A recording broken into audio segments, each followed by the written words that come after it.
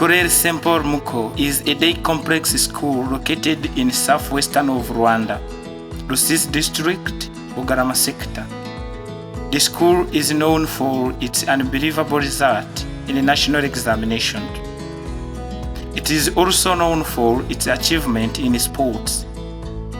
The school has won most of trophies in the school league in Rwanda, in football, basketball, handball, netball, and under 15 football trophy of Federation of East African Secondary School Association, known as FEASA, where the school is qualified to play African School League competition, which will take place in Senegal in this year 2024.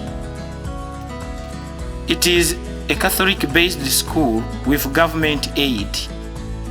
It was founded in 1998. It started with 2 classrooms with 90 pupils, 45 pupils in each room. This room was not built for education purpose. They were built to help the activities of the church congregation. The school has nowhere to call office. Even some students had to study under the shade of trees. The strategies of building classroom were based on the community work known as Muganda, and 6 classrooms were built. My name is Christine Kampogo. I teach at the Groupe Scolaire Saint-Paul Muko. I'm one of the teachers who started with this school in 1998. At the beginning, the school was in bad conditions, where we taught 90 children in 2 classes. The 2 years later, the parents keep bringing the children because of increasing of the number of children. The 2 classrooms were not enough for those children. It was the problem where other students were being taught under trees.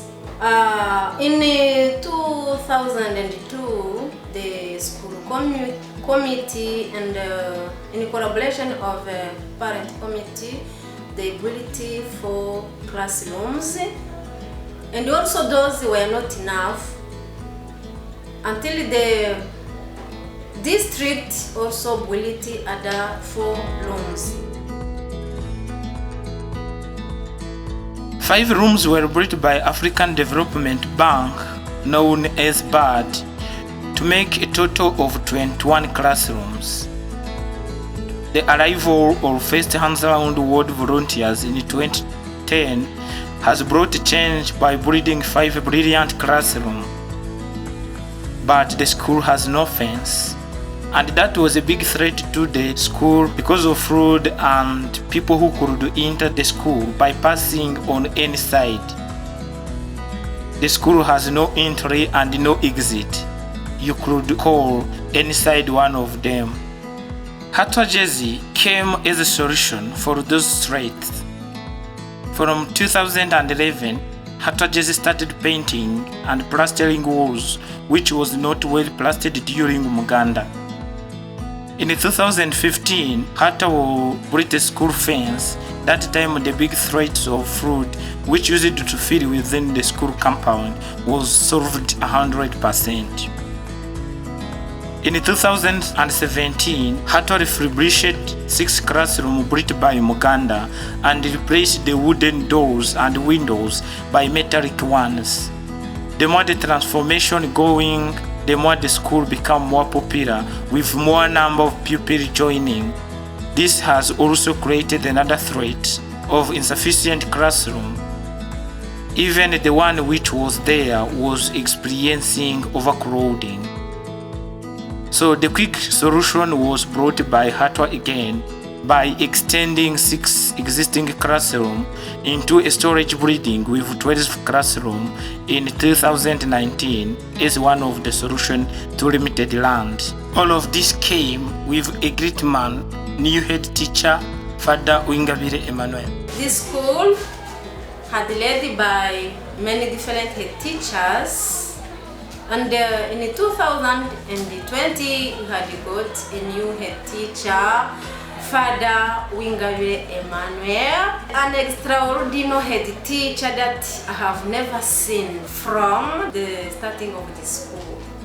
In partnership with the Hand Around the World, our head teacher keep changing the many things in a different field, like in teaching, because nowadays we are a good performer in Rwanda, in agriculture, in feeding children. Nowadays children feed well, in extracurricular activities, by improving the culture in dancing, traditional dancing, in football.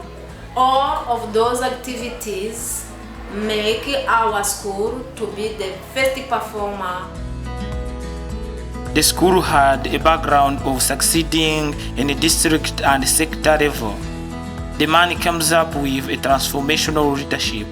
He wanted a school where the parents play a significant role in the studies of their children in a smart school. He mobilized the parents to contribute so that the mud which used to be in the school after rain was replaced by tarmac road and tarmac ground to maximize smartness. Hello, my name is Ngirinshuti Venuste. I'm among the parents who have children at this school. My first son is senior 1, my second is in primary 4, and the last one is a daughter is in nursery 2. We salute so much the collaboration this school has with us as parents, because before taking a decision on any issue, particularly about different projects, we first of all sit down and discuss about it. And sometimes it's necessary for us as parents to contribute some sum of money so that our project may be well achieved. And also, a part of the classes that we have a problem, we still have a problem also of school feeding, but also we try to find a solution to that, whereas our parents, we take time to go to farm to cultivate, even to contribute money so that we may get crops to feed our children here at school. Also, we sincerely appreciate your contribution, our partners, particularly Hatwj, Hands Around the World, how you always take care of us. May God bless you so much. And as parents, we are ready and we always wish to collaborate with you, even with the school, so that we may improve the school living. Together we can. In 2023, Hatwj has refurbished 4 classrooms built by African Development Bank by plastering walls, ceiling, and painting as a part of increasing smartness and conducive environment for teaching and learning process. In the vision of Father Emmanuel, he has no ambition of competing in a sector and district level, but at a national level. Since 2020, the performance of the school in national examination was even better than the result of most boarding schools in Rwanda, and that was recognized by Rwanda Education Board, where they came to thank and appreciate good work done by the school.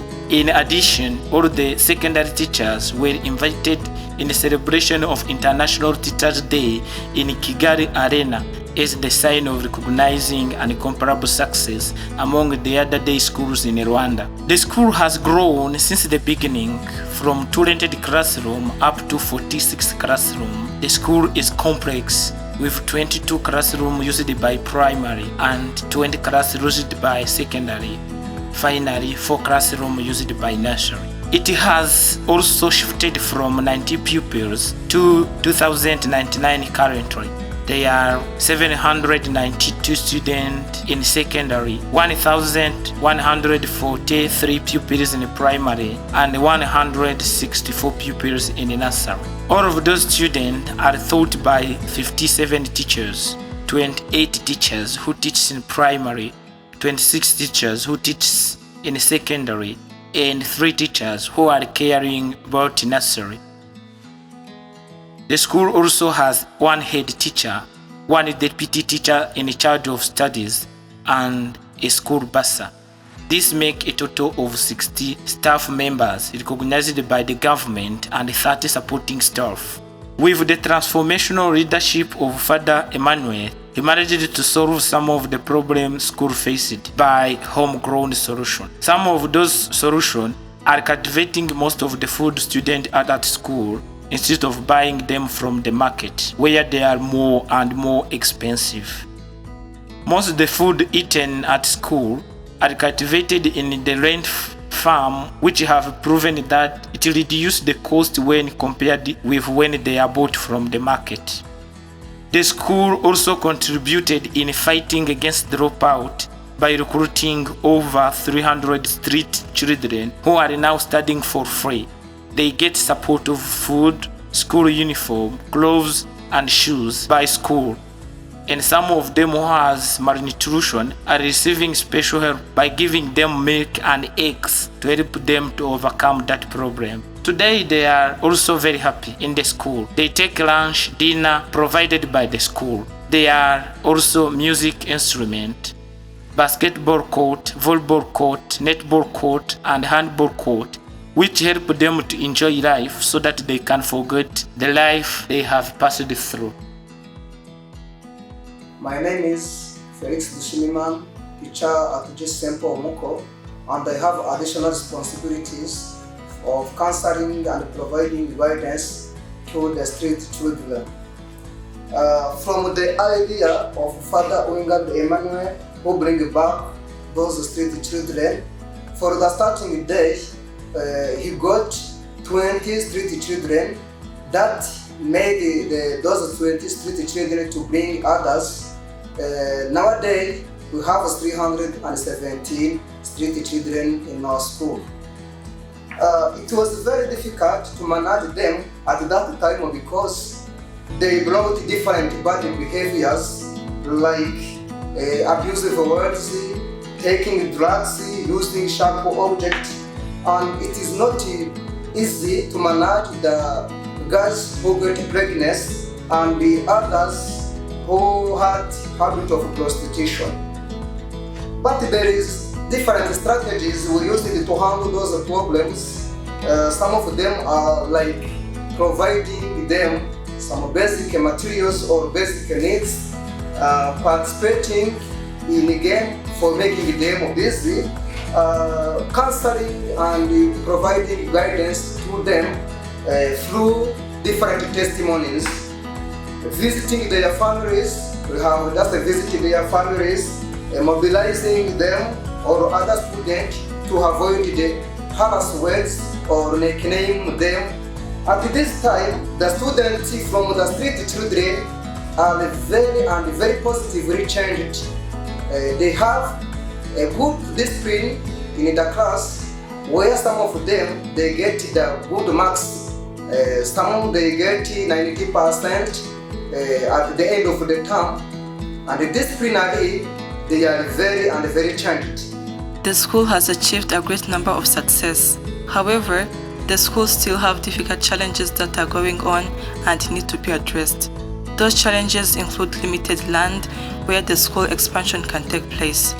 There is need for extending existing rooms into storage building, for solving the problem of land as Hands Around the World Jersey dated in 2019. There is also overcrowding.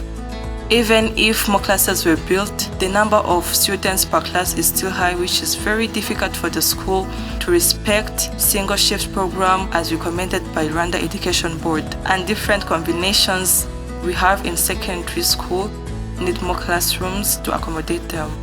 Among the children brought to school from the street life, there are some of them who are above the age, some are 16, 17, 18, and others are even above 20 years old. So they don't need to be in primary, but they need vocation training center which can teach them a vocation to help them find a work. There is no appropriate school library to accommodate the books and students want to read. We also still don't have an appropriate school laboratory for carrying out scientific experiments in order to improve science education in our school.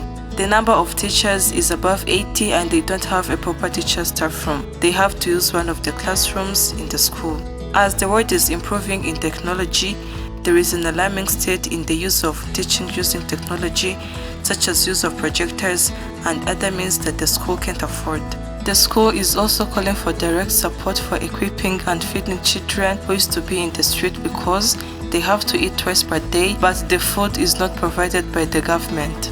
And if they don't get this support, those children can end up returning in the street life again, which will lead to the increase of dropout again. The school tries to make their best to provide those students with most of what they need, but resources are limited.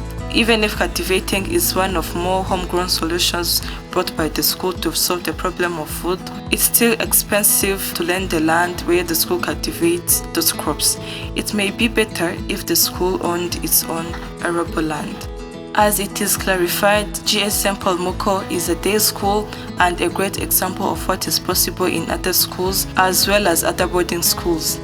It has proven that all aspects such as teaching and learning processes, extracurricular activities such as sports and homegrown solutions can all be done to get a good performance. We thank Hand Along the World Jesse, long live Hand Along the World. Long live Hands Around the World.